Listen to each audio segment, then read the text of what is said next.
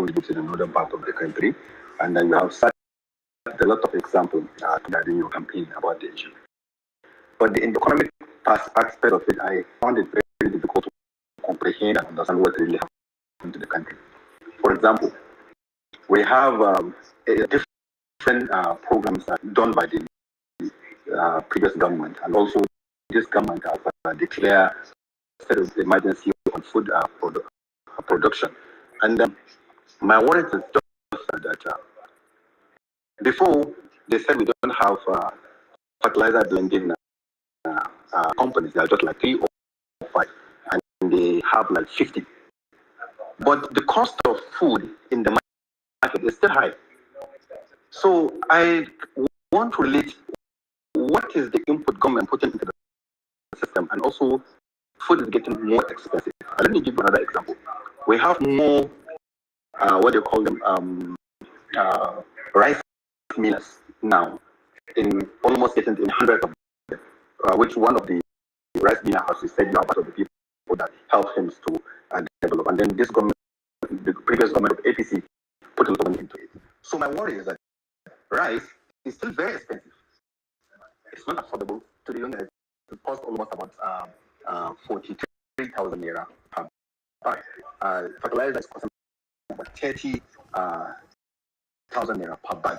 And the insecurity in the northern part of the country, if you can see, is other places. People have to pay tax for them to do their to go to their farm. And another thing that is scaring us is that the more in these villages bring up this produce to the city is by transport. And this subsidy issue is so affecting the rice issue. So with all this, the word that Saddam don't want us to put, the renew, whatever we used to call it, everybody is feeling today. So my question is directly to you. Help us to understand economics. If it happens that it will become the president in the next 2 or 3 months, what will you do different? So that at least this rising cost of food would at least go down for Nigerians to benefit from being a Nigerian that have a very wide and very big, fertile land for us to do. How do we get this food? Because food is the main security that we can have. Because even the education, everything, we need to get food. Well, thank you. Ibrahim, I've said a lot about the issue of agriculture and issue of implementation of various policies, projects, various schemes of the. What you're experiencing is poor implementation of those schemes. We are not properly executed. They were not properly channeled where they should go. They've all become transactional schemes, transactional policies that went into the same tunnel of corruption. So in the end, they actually, instead of helping to ameliorate the situation, worsened it. The North, as said, is going through major problem today that is bordered on poverty, mass poverty. And if you want to solve that problem, you have to put people out of poverty. Agriculture is #1 item to solve that problem because there are vast uncultivated land that we cultivate. Nigeria can make more money from agriculture,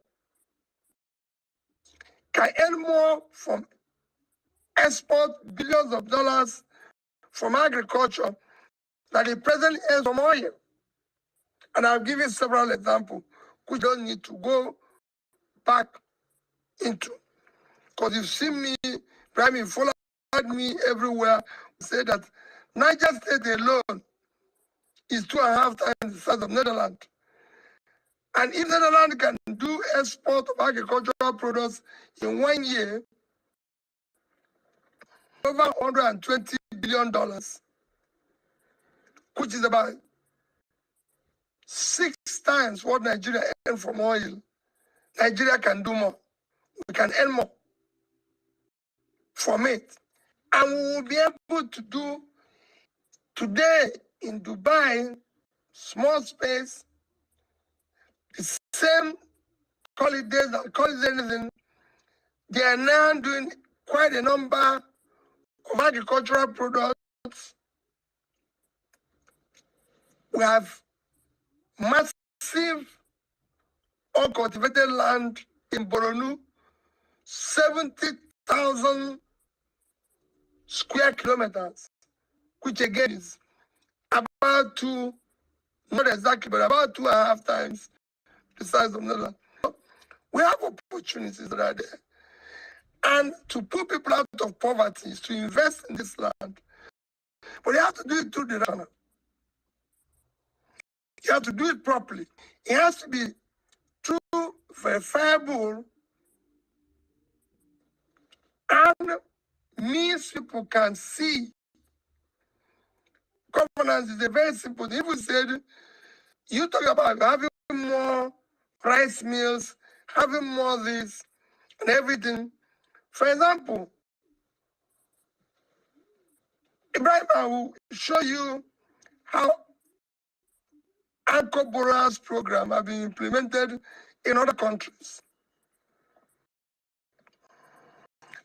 Growers have implemented in other countries.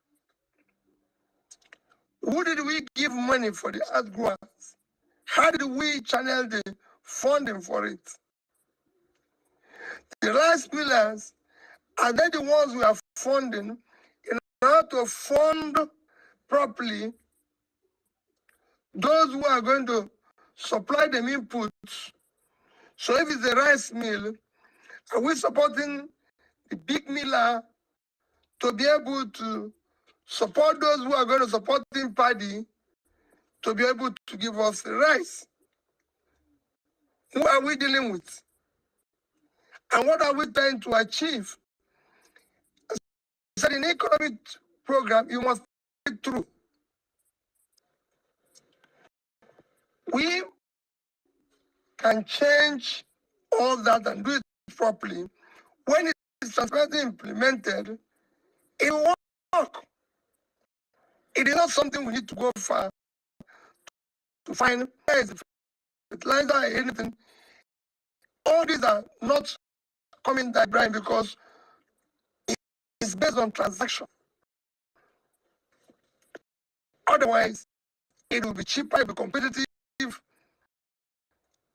The labor is cheaper. First is that how are we doing it?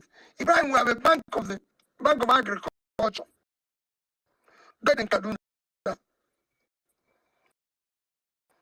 And implemented to the Bank of Agriculture. Who are the beneficiaries of this loan? Are the farmers? Are the politicians? These are questions. Who are those who are involved? I've seen people, even in my own state, when we came in, there was a standing agricultural loan. When we tried to cover it, none of the loans went to farmers. They first end up in hands of politicians who have nothing to do with farm. And that is the problem. So implementation money,